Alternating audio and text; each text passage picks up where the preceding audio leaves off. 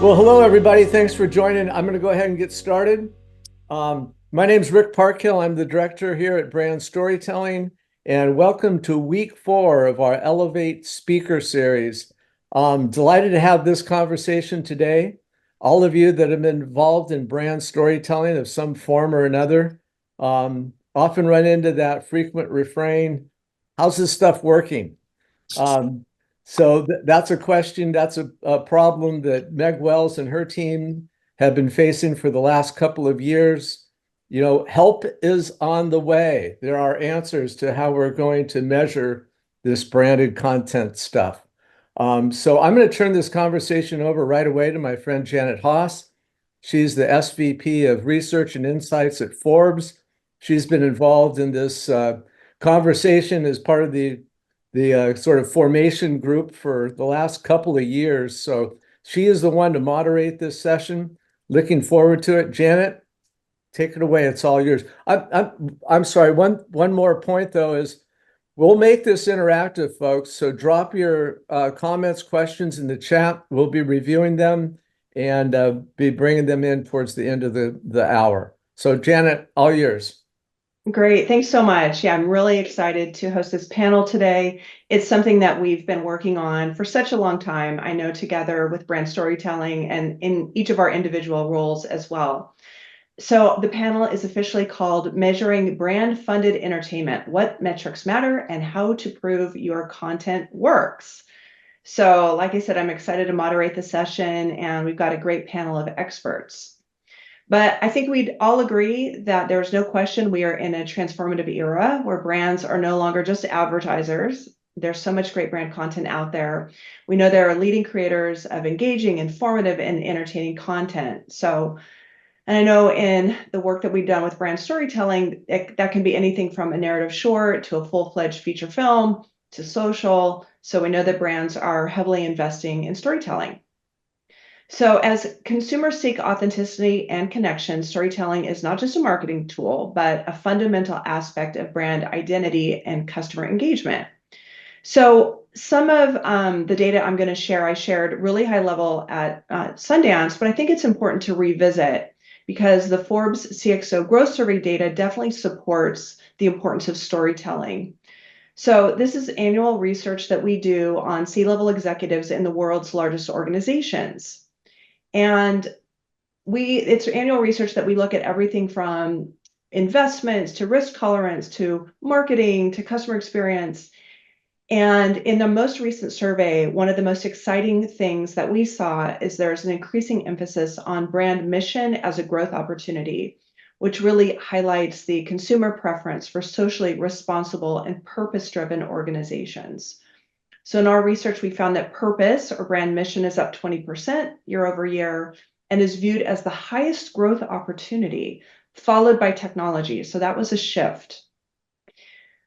When we asked C-level executives what they believe consumers value most when purchasing a product or service, the top options were not unexpected, and they're pretty consistent. It's quality and affordability, but then they were followed by sustainability, which climbed the charts very quickly, convenience, and brand authenticity. When we dig deeper into the data, C-level executives say that brand authenticity was up 11%. The sense of community they associate with the brand is up almost 20%, and the alignment of customers' values with the brand was up 4%. So I think that these are the trends that are defining brand impact and marketing strategy in 2024, which makes this such an important conversation. So today we have a great panel of content and measurement experts who are at the intersection of brand storytelling and cutting edge measurement techniques, who are going to share the latest trends and findings. So joining me today are the founders of the EVOKE measurement framework: Andy Cooper, co-founder of 1 Minute to Midnight; Kevin Keane, founder and CEO of BrainSights; and Meg Wells, chief content officer. You're also an award-winning filmmaker and development executive. So using that as the backdrop of what's going on big picture with C-level execs, I'd love to jump into the conversation with my first question coming to Meg. So Meg, given the importance of brand mission and purpose today, what are you seeing as the latest trends in terms of how brands are approaching storytelling and content creation? First off, thank you for the lovely intro. I always love it when Janett intros me because she does it so beautifully. I wish I could do every presentation panel with her. And hello to all of you joining today. For any of those of you I haven't met, hi, and thanks for joining. To your question, I think what was really interesting in that intro that you shared in terms of the data that's coming back through you and your team is this idea of trust and purpose and authenticity and impact. And I think, and I'm sure everyone in this room thinks the same, that brands are standing in a power position like never before in terms of what they can do and who they can talk to and what formats they can use to get their mission, vision, values, alignment out into market. And I think storytelling, story formats, entertainment formats, non-interruptive formats that audiences can choose to engage with are what we're seeing as the proven formats to increase that trust, increase the authenticity, and lean into elements of sustainability and impact and standing for things. And so I think, I don't think this is a new conversation necessarily, but brands are definitely starting to understand and have appetite and awareness around how content can scale their business, how content can directly positively influence those KPIs and strategic goals, and how story can be so intricately connected to all of those points that you mentioned before. And I know Andy and Kevin have great insight on this too, so I will stop talking and share the floor. Yeah, Andy, would love to have you weigh in on that. I hear you, Andy. There we go. 4 years of Zoom life, and I'm still learning how to unmute. Great stuff. Thank you very much, Janett. Thank you very much for the great intro. I think when we kind of look at this, there's just more, as Meg said, there are far more options open for brands, and traditional advertising doesn't necessarily feel like the right option to be going for right now. It doesn't feel like the opportunity for brands to actually connect if they can. It doesn't feel like they're making the best use of the power they have through traditional advertising. And I think, we are seeing brands move away from that. I saw something on LinkedIn yesterday by John Hegarty, or Sir John Hegarty, as I suppose I probably more than others should call him. 750 billion spent on advertising last year, and 6% of this is effective. Now, I'm not going to speak to the validity of those figures, but if people like John Hegarty are putting figures like that out into the world, they are figures that are going to be seen by CMOs, they're figures that are going to be seen by CFOs. And I think that's kind of where the challenge is. The brands are recognizing that they have an opportunity to play a positive role in people's lives. They have an opportunity to make people's lives better, and by doing so, to actually be meaningful brands. And just by the concept of interrupting, you're not making people's lives better if you're interrupting it. So I think there's a huge range more options out there at the moment.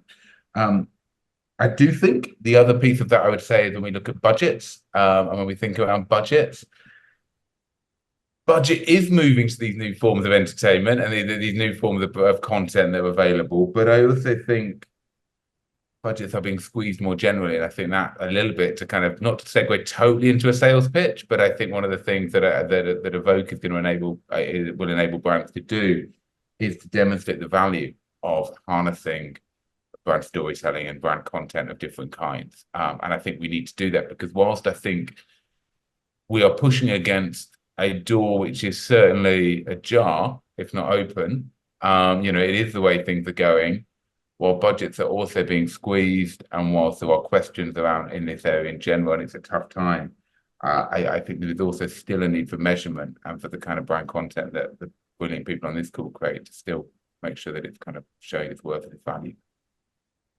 Yeah, that's exactly right. And you mentioned that interruptive, there's lots of different types of advertising out there, and it is a really startling story that only 6 to 7% are effective. So Kevin, would be really interesting to hear from you, from your work at BrainSight, to give us an overview of what does the ideal media mix look like today in terms of that interruptive, entertaining formats. Like, what are you seeing out there in your work? Yeah, and it's a great question. Thanks to, I'll echo my co-founders of EVOKE, appreciation for the intro. I think with respect to call it like the ideal content mix in a broader media mix between interruptive and non-interruptive, invariably it varies by brand. I literally just got off a call with a financial client talking about how successful their customer stories were, and how those customer stories actually ended up priming consumers to be more receptive to their product advertising. And we could demonstrate the impact of that. So you have brand content, longer form customer stories from a brand, very lightly branded, actually making interruptive advertising perform better. And we can prove that. And not only that, but those different content types are performing slightly different roles in the minds of consumers at different times. And so, the right mix is going to vary based on what the maturity or the fame of the brand is, how well established they are, and I think that we can also make interruptive advertising feel like less interruptive advertising just by making it better, by making it more entertaining, by putting a smile on someone's face or doing something slightly different. I think that's the big opportunity of longer form storytelling and brand funded entertainment.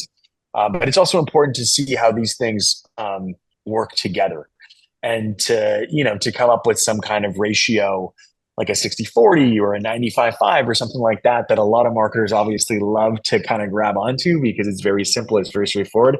I think would probably do a disservice to the craft of marketers just in general, but also possibly ignore the impact that happens between those two things, right? And how important brand entertainment and non-interruptive storytelling can be in priming consumers to be more receptive to interruptive storytelling, and equally how important interruptive storytelling can be to direct people to great brand funded storytelling. I mean, think about, and again, I'm sure, and I know this community has talked about the Barbie movie ad nauseum. I'm gonna add to that right now, but just think about how much less successful that movie would have been without the trailers, without the multitude of partnerships that ostensibly were activated through interruptive advertising. So there is that relationship that needs to be appreciated. It's not a one size fits all. It's vital that brands understand how one impacts the other and how they work together. Yeah, that's exactly right. And it's an ecosystem of content, from the long form, the short form, the interruptive. I mean, we've certainly seen that on Forbes, where we have brand content and then brand ads, and you look at the brand impact and it goes up exponentially, and all of the pieces are intended to do different things. So I really appreciate you talking about that, and excited to learn more about what you're seeing in EVOKE. So Meg, anything to add? And when CMOs and brand leaders are thinking about, I know we've got so many great conversations with all of us and all the work at Brand Storytelling with brand filmmakers that are really creating those brand films, to those that are want to get started and want to move into storytelling. So how should brands decide what format to really build off of what Kevin said is right for their audience, given evolving customer preferences? So I think springboarding off of what Kevin said, and Andy, I saw your hand emoji, so I feel like you've got something to say on this too. But you would. I was going to layer on the yes and of it all. So I think there's a yes and in terms of the format and the content ecosystem, and understanding what audiences need at what part of the day in the entertainment experience that they're trying to have. So we're not necessarily advocating for the dissolvement, is that a word? We're not suggesting that interruptive formats should go away, but they serve a very specific purpose. And that's not always about changing the hearts and minds and feelings and emotions and connective tissue between an audience member and a brand. And we definitely know through the work that this team has done that there are ways to measure the hearts and minds of audiences and the influence and impact of those entertainment formats. Excuse me. To get to your question of how does a brand know, I think I think what I've seen with many brands is an interest and a desire to move into the brand funded entertainment space, but maybe perhaps a lack of guidance or understanding about how to really meet that audience based on what you need the content to do, which is going back to inception point, being very, very strategically clear about what you need the win to be, and then being able to integrate that into the entire development process based on what you need the content to do and who you need it to speak to and what parts of the audience hearts and minds do you need to move or influence as part of that experience. Andy, maybe your hand emoji could be used here.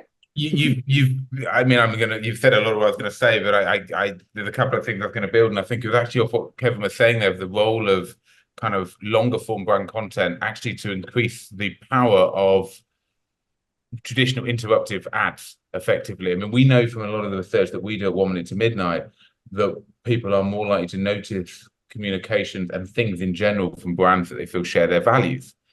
We do a lot of work around human values and our human values model, and we see this with EVOKE too. So one of the things we look at with EVOKE is around values, because one of the places you can demonstrate that connection, that values connection with people, is through longer form content. It is where the brand can talk more about itself. You've got more space. You can start to build those connections.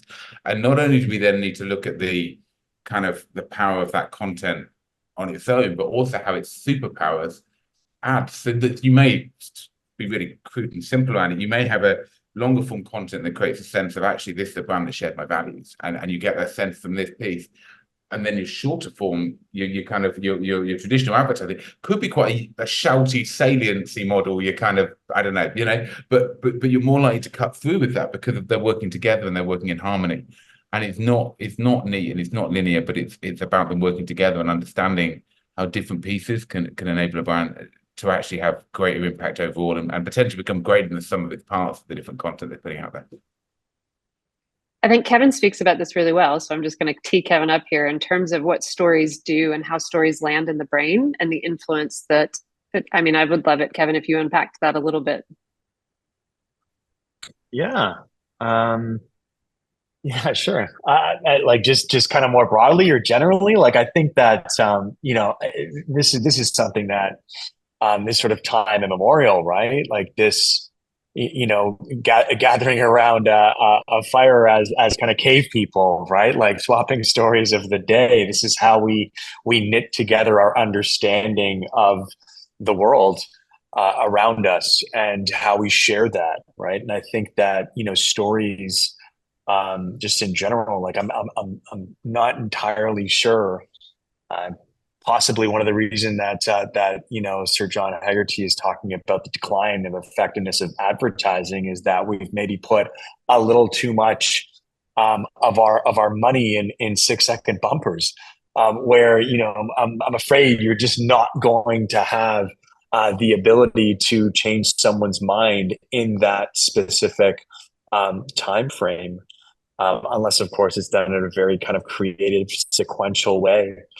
In terms of what happens in the minds of people, like we see in our data, I like to talk about a specific example from David Blaine, who is a magician, and he was doing a card trick on Harrison Ford. I can share the link with everybody, but just on YouTube, just go and search like David Blaine Harrison Ford, and you'll see how effective David Blaine is as a storyteller, how he breadcrumbs his kind of setup, how he, creates like really meaningful tension between the sort of what's going on here and the payoff.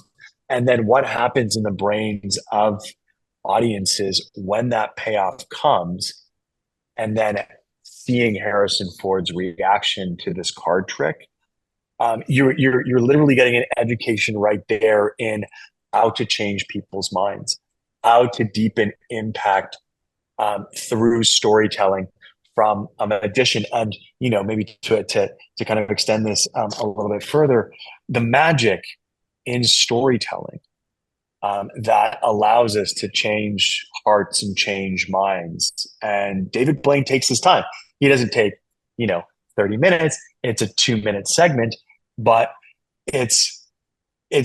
there's so many lessons to learn about the power of story and the depth of impact that you can get by, observing how people react, how their brains react, how their unconscious mind reacts to that small segment, and the potential for story to help us make sense of the world, help us to understand even awe and how, some of the world just doesn't make sense, like magic. And how that's a beautiful glimpse into the impact that we can have on our audiences, on our viewers, on our consumers. Yeah, talk more about that and about how neuroscience plays a role in accurately measuring the impact of a story and how that's part of EVOKE. I think that's a really new. Yeah, sure. Yeah. Totally. I mean, change happens in the brain first and foremost, right? And ultimately what, Meg and Andy and I have kind of come to is like, brands are telling these stories because they want to change something in the minds of consumers, in the behavior of consumers, in the perceptions of consumers. EVOKE stands for emotions and values for optimization, knowledge, and effectiveness. And we're using neuroscience to understand how and where and to what degree a story is impacting a target consumer. What are they paying attention to? What's resonating deeply? What are they encoding to memory? i.e., like, what are those things that are making that story persuasive, that are making that story an impact and change of perception, of values, of behavior, and that's why the neuro piece of things matters too, is because it's really getting under the surface and understanding in a real time way how the story itself is delivering that impact, how the brand's composition of characters, of scenarios and settings is kind of creating this alchemy for change, and then balancing that with even survey components that allow us to understand does the content align with values, something that Annie was just talking about. Does the brand align with the values of the consumer? How does that change over different types of executions? And what does that tell us about the levers that this brand needs to pull on in order to accelerate that change through meaningful storytelling?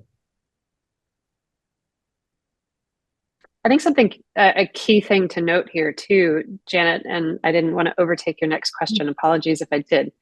But I think what all of us, Andy and Kevin and I, really, really noticed in a way that this brand storytelling community also noticed is that so much amazing work is being done in these longer formats and these more expansive storytelling formats, these non-interruptive formats. But there's not a scale of measurement that was created custom to assess whether or not these formats are working. And I'm going to put that in loose air quotes, because I think there are many brand leaders and CMOs and CFOs that say just simply like, it's eyeballs, that's all we need. But eyeballs tell you how many people watch. They don't tell you how that person was influenced or what changed for them. We worked with a partner that perhaps many of you on this call may or may not know, Josh Oshinsky from Pepsi, and he summarized it really well for us after using the EVOKE system. And I'm just going to read the quote, forgive the eyeline, but from Josh, he says, "To date, the tools we've been using have been mostly quantitative. We hadn't had the ability to capture emotional resonance, which is key here, and the human element of brand-funded entertainment and storytelling formats. There's a logical gap between performance metrics, which eyeballs, and a brand reputational shifts, and the team behind EVOKE has built a bridge to connect bottom of funnel to top of funnel data that helps get to the why of content investments." And so I think you asked questions about how do brands decide what formats to invest in. I think this why comes into play, like why are you choosing those formats? And we really were passionate and still are about finding a way to answer that for brands. So why invest in this one? What is it doing for you? And how are you allowing your brand to connect on a human level on an emotional level, on a brain level, with your brand, so that when they are ready to make a performance decision, you're already so deeply connected and you're in the fan club that it becomes a native and a natural decision. And ultimately, that is going to help the people on this call to sell more of their great work effectively without being, cutting too much to the chase. That's going to be the idea, though. I think that as Meg captured this, we need to find ways to measure this to help to demonstrate the value, to enable us to get, frankly, more of that budget, to come back to that budget piece we talked about before. And I think that's where this can help, because I think there are metrics out there and things like that for traditional advertising, and it feels, but without that, it's going to make it, well, with that, so we don't mean together with that, hopefully it can make getting budget to do more, getting budget to do better work, and will be much easier, and ultimately that's why we hope this can help this industry. Yeah, so high level, EVOKE is different because it's specifically for brand entertainment, and it has neuroscience plus survey. Is that, panelists, would you say that's correct? Yeah. I'll let Kevin talk to the neuroscience piece, but we went through quite an extensive period, and we're building EVOKE of doing interviews with the creators and the commissioners of this work. And I think that was really, really important. And I think we needed to come up with a measurement system that worked for both of them. We needed a measurement, so it needed to be bespoke. We needed to have the right tool for the job. It needed to be something that felt credible to the commissioners. The commissioners were like, "Yep, I buy this, and therefore, literally, I will buy more of the content you're creating." It was really important to talk to the creative of this work. And now my day job, if you like, my day job, often my evening job, is doing focus groups. So I'm painfully aware of how creatives often feel about research and sort of shudder that goes through people, but will possibly gone through people's spines when I said focus groups, and I get that. And it was actually really, really important that we were measuring the right things so that we were enabling creativity, not stifling it, because the wrong metrics that were kind of trying to wedge onto something, end up really stifling creativity, making work worse, frankly, just to jump through hoops. And that was the last thing we wanted to do. So in terms of the sort of two parts to piece there, Janett, in terms of what makes it different to the way it came from, was that desire to create something bespoke. And then I don't know if, Kevin, you want to talk a bit more about how the neuroscience then fed into that and gave it its robustness. Yeah, I mean, there's two things that I would add to that.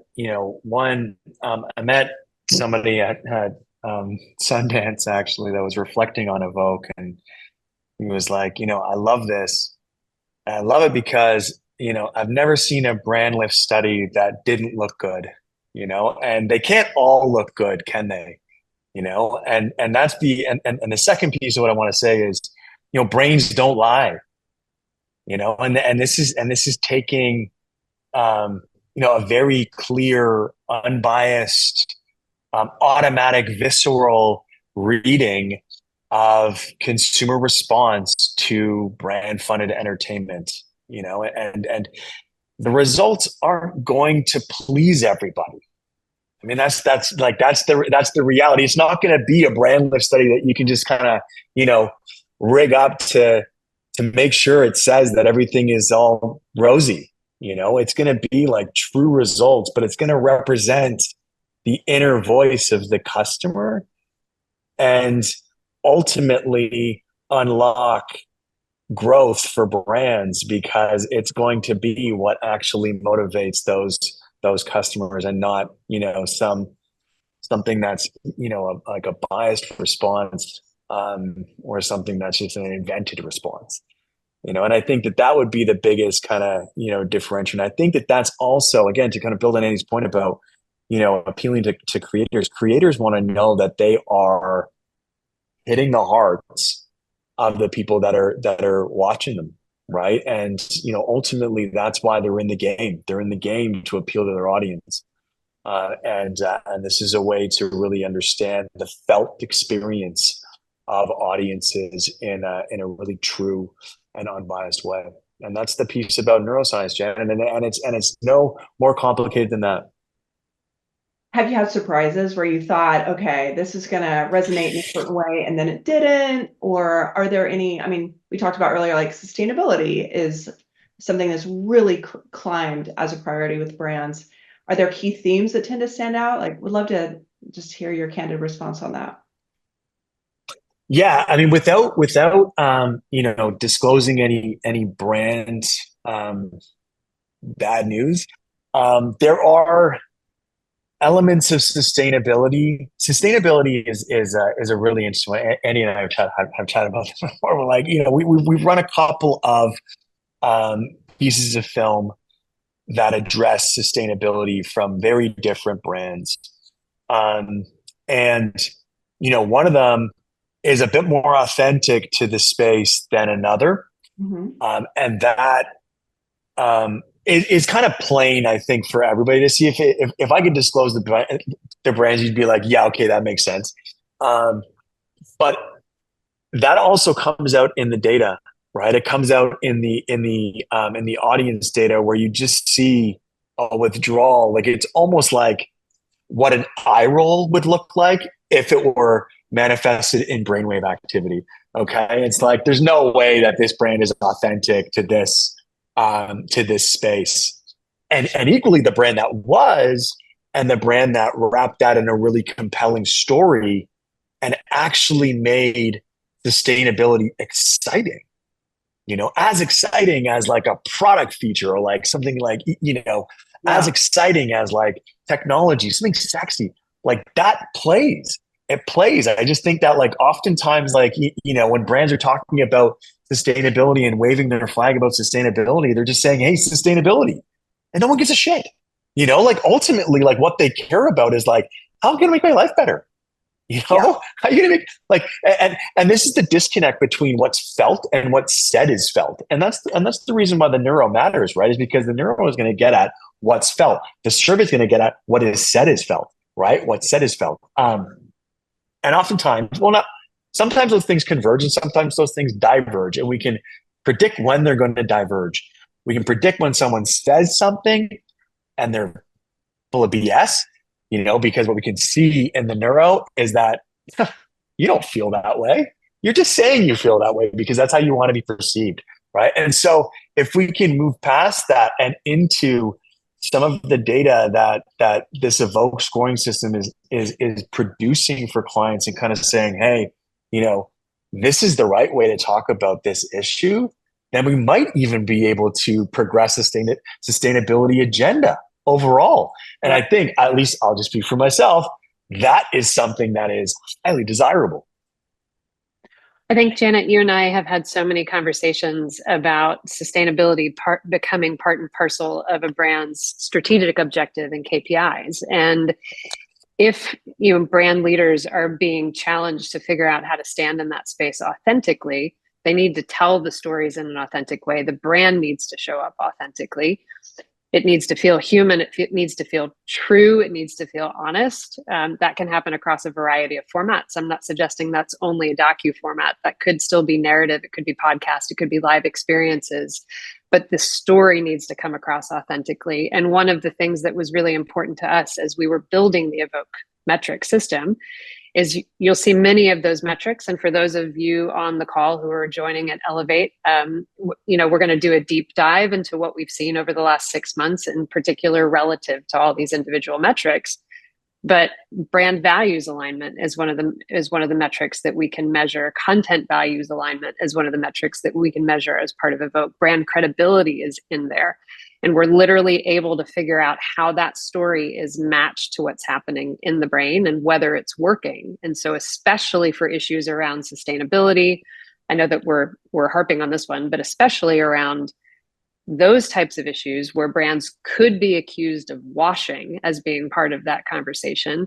Like, we're actually able to pull the data and say, no, actually audiences believe that you are standing in this place of truth and authenticity, versus the brands that aren't doing that. And that's coming from, again, Kevin, says it really well about the brainwaves. Like, humans can lie, but brainwaves can't, so it's, I think what objectively is coming out of this conversation is eyeballs won't tell you whether or not an audience feels like something's been washed, but this score could tell you whether or not your brand is showing up authentically and honestly and truthfully, if that's the objective of investing in that type of story.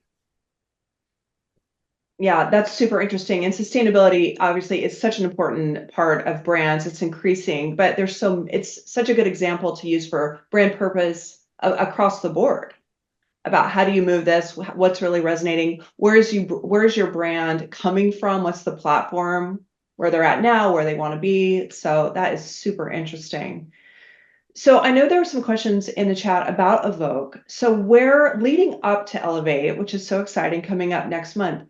In the meantime, where can people go to learn more about this framework and get some previews about what's going to be presented in July at the gathering? Never know who's going to go first with these questions.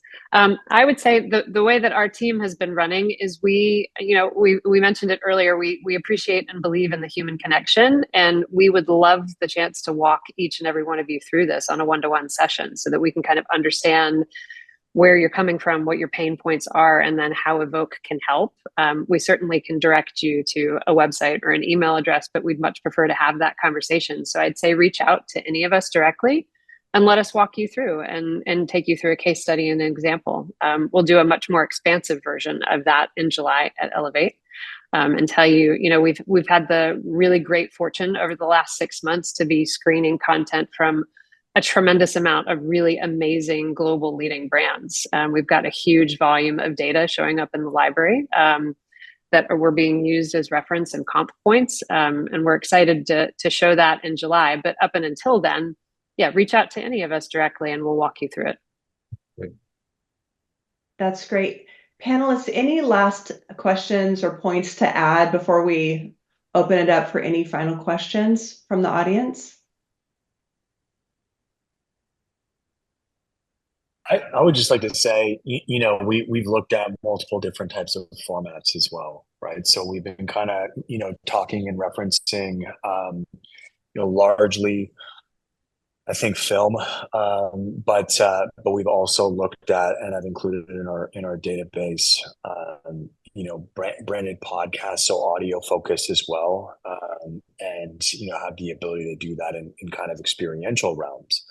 So it's really about looking broadly at brand funded entertainment, and how that can be evaluated and how that moves the needle for brands.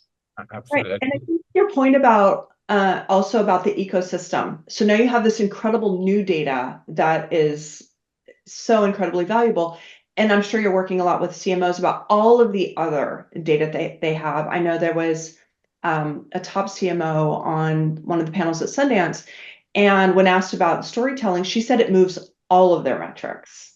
And Kevin, you talked about this earlier, but it's having that very savvy data platform to be able to look at all of that is really unique. So I'm excited to hear and learn from you three about how those conversations are going with CMOs and supporting that, because we know with display and Google algorithm changes and the importance of purpose that they're and pressure. I think everybody knows that traditional metrics really don't tell the whole story, but they're looking for solutions like this. And Andy, you were going to say something. Sorry to cut you off. No, quite all right. I think I actually said something on what you just said, actually, instead of what I was going to say before. I think in a world where, I say this with my background in market research and insight, where CMOs have got so much potential data and brands have got so much potential data.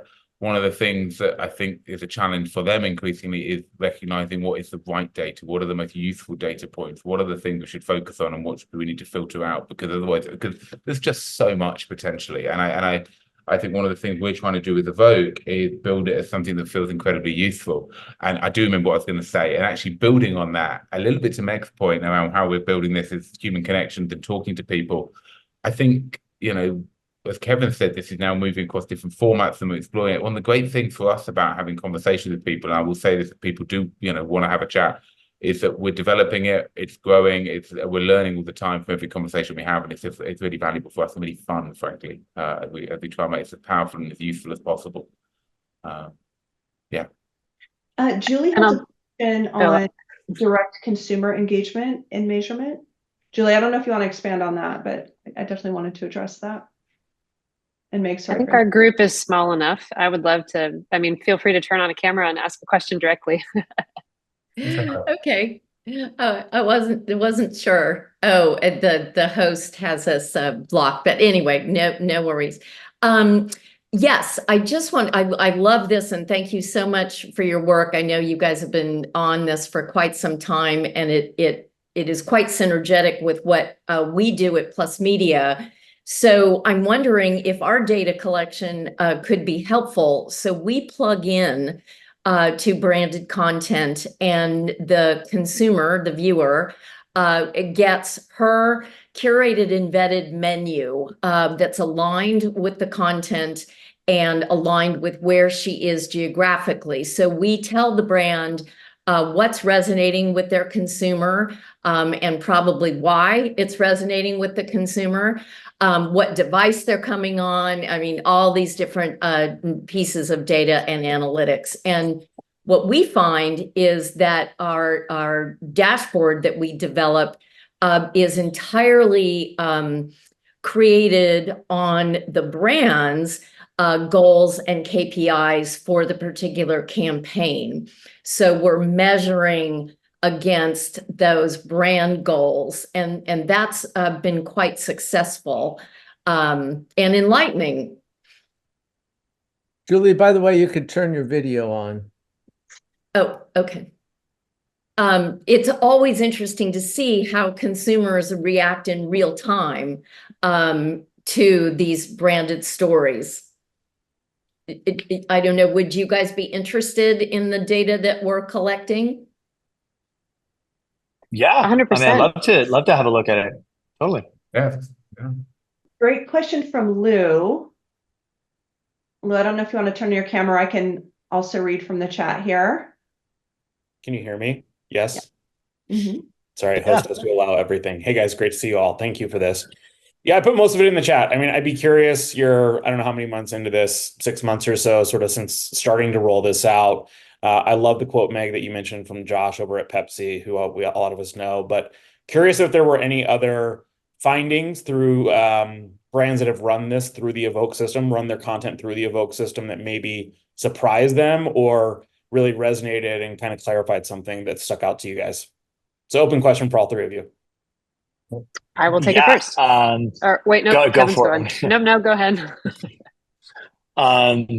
Yeah, so I think one thing that we've observed in the data is, this possible trade-off between the engaging, like content engagement level or content engagement strength and the level of branding in a given piece of content.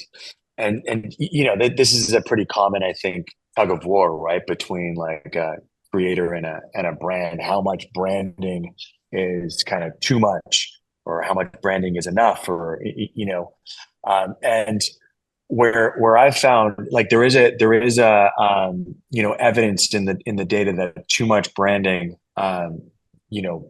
impacts overall content engagement strength. And so that's something that's like, a little bit validating in the sense of like, we've seen that in kind of other measures. But where things are incredibly interesting is in those examples that don't see that, right? That see high content engagement and high branding. And those are examples, for like, I mean, I one that comes to mind is a like the shot on iPhone, like Chinese New Year, one called Little Garlic, which is an incredible story, and it's one of the higher scores on content engagement. It's sort of this kind of fantastical story Apple does one every year for Chinese New Year. And it's all shot on an iPhone. It's very clearly like kind of said that early on. There's an authenticity there. There's a role for the brand in that, and we can say all I want about, oh well, that's Apple, like not all brands can do that. You're right, not all brands can do that, right? But that isn't to say that not all brands couldn't at some point do that. And that's just one example of a brand that kind of finds that third way that doesn't have to trade off between branding and content engagement. They're like even the story of Dustin Maynard is another example, right? We were talking about PepsiCo and like, that screening at Sundance, what we found was that, there was enough of those moments of branding that you knew it was PepsiCo, that I mean, some people kind of would get confused between it being PepsiCo or it being Gatorade. It happens at a Gatorade plant. But those moments you can pinpoint and identify those moments in the neuro data that were like really strong. Some of those were branded moments, and it's an example of the way to meaningfully integrate brand in an overall story, without losing sight of the power of the story. It's just about selecting like how the brand shows up. And so, I think one of the things, Lou, that I think maybe surprised me was that there were these third ways, where you didn't have to trade off between brand and something that was super engaging. I'll layer on top of that too. Something else I thought was interesting is we screened a series of multi-episodics that were. I need to keep the brand out of it, but they were financed by a big nonprofit NGO foundation, and they don't show up at all in the multi-episodic, but the story and the initiative about what the foundation is built around drives every episode of that multi-episodic series. And Kevin can speak more to what the audience data showed, but what we've seen already screening those episodes is that the audiences really truly believe in the story, in the mission, and the purpose, in the initiative, which was more important than perhaps needing to believe in the brand, because the brand needs to normalize this change in behavior from a public perspective. And so we were seeing that really strong connection. Again, Kevin can speak more to this than I can, but I thought that was really interesting because that's a brand that very specifically said we don't need to brand this at all. In fact, we would prefer that consumers don't know that we're attached to this in service of the story and the behavior change that we're trying to achieve. Which in itself kind of introduced. Sorry, I saw a physical hand go up on one of these little thumbnails. Did you want to ask a question? I was curious. So, what did the audience do once they watched the episodes? What did they do? Yeah, I don't know what they. I mean, what we do is we measure people's brain activity as they're watching the episodes, and so again, like kind of coming back to one of the kind of core objectives from the early research around EVOKE, looking at like change and perception change. And in this instance, I think that Meg's talking about, broad societal change. What we're looking at is like the brand didn't want to show up in that specific multi-episodic, but what we wanted to do was demonstrate and understand impact. And so it wasn't necessarily about the brand. It was more about the subject matter. It was more about the story. It was more about the content of the story and how it landed and where it landed and how deeply and to what degree it landed with the target consumer.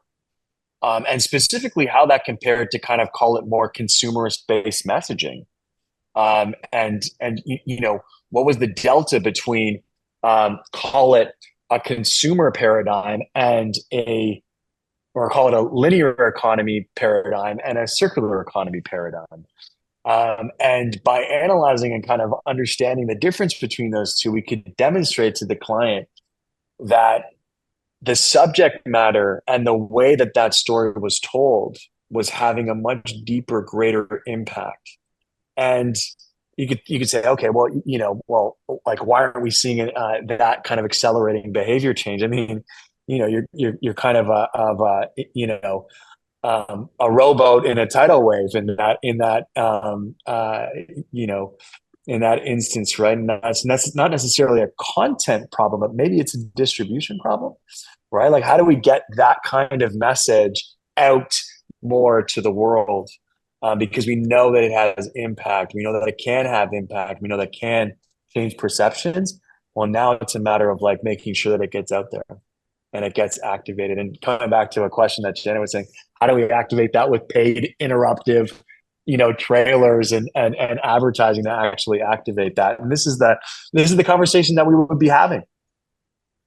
And just Janett, one quick layer on top of that, if we can prove behavior change for this particular client, then they can go back and share with their leadership team, the CMO and the CFO, that the next investment needs to be in the same lane because we have justifiable data that suggests, hey, if the KPI is behavior change and normalization in a mass media audience, then this is where the budget needs to go. In a universe in which budgets are being, tightened across the board, we're all seeing that. But in terms of being able to really highly target where those dollars are going towards effectiveness, this particular case study, we're arming that team with saying, give us more funds to make the next 6 episodes because we can actually prove the A to B here. Sorry, Rick. no worries. I think this is a good segue to a question from Don Meek, who's the newest member of our brand storytelling community. Don, come on and ask your question about how EVOKE platform can be used as a creative tool in pre-distribution. Thanks. Nice to meet everybody. It's really super impressive. We're Tell them who you are, Don. Oh, I'm Don Meek. I'm the managing director of a New Earth project. We are the sustainability initiative of Atlantic Packaging, which is the largest privately held packaging company in North America.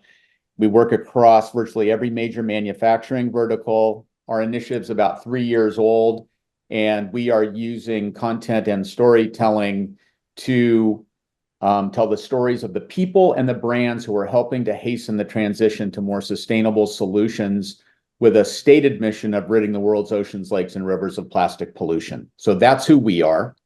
We have a B2C strategy, or a B2B strategy, and a B2C strategy.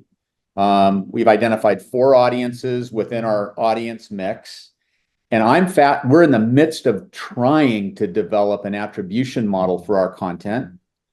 And so for the last 2.5 years, we have largely been creating a Jackson Pollock masterpiece. We've been spraying paint all over the canvas, and we're at an inflection point where we're trying to become more focused and purposeful to at least have a business case for all of the activities that we undertake. And it's challenging for us because packaging as a discipline has been largely under-marketed over time. So we're bringing some new things to it. But one of the things we're trying to do is figure out, so I've got this notion that we should have a job title in our team called content architect, and that person takes it from the inception to the delivery and the measurement at the end. And it seems that what you're talking about could potentially not only inform whether the creative's any good or not, does it meet the stated objective of moving someone emotionally, and then couldn't it also inform the paid promotion strategy to get more eyes on? Can it do all of those things? But then I've got another question for you, Andy. We can talk if you're going to be in Utah. I'm really fascinated about how do we have a data-informed attribution model to see if the content ultimately is working to drive transactions. And ultimately, I hate to say it, we've got to have a healthy parent company in order for us to keep doing this work. We are not a nonprofit. We are proudly for-profit. And so Atlantic Packaging is providing the catalytic capital to help accelerate this storytelling initiative. Sorry, that's a lot of info, you guys. First and foremost, I love the title of that position. The answer is yes. The answer is yes.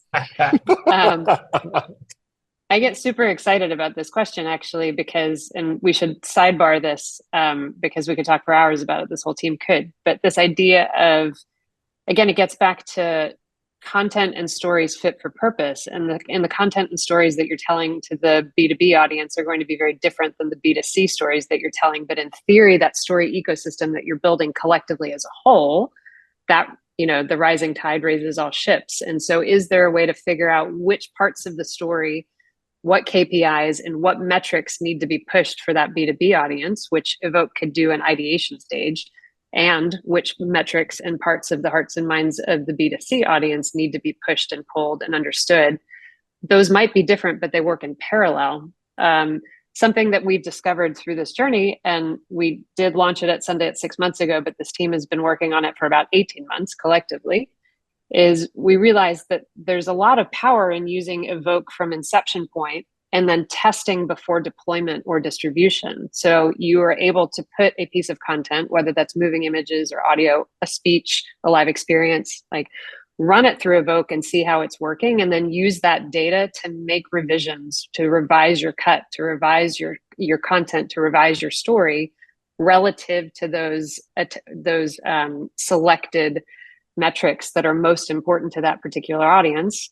Revise, launch into market, and then see how it lands with the consumers. And hopefully what you've done is optimize during that engineering stage or that architecture stage, so that by the time it hits the market, it's the most optimized version of that story that it can be. Thank you. It's very nice to meet everybody. I have a hard stop. This is great. And Rick, thanks for the invite. Yeah, thanks for being here, Don. Look forward to seeing you in Utah, and we'll get together beforehand. Good. Thanks, everybody. Have a good day. See you, too. Don. Thank you, panelists, audience. This has been great. So looking forward to continuing the conversation. Thanks so much, Janett. Thanks, Rick. Appreciate it. Thanks, everyone. Look forward to seeing you out Thanks, there Rick. and fly.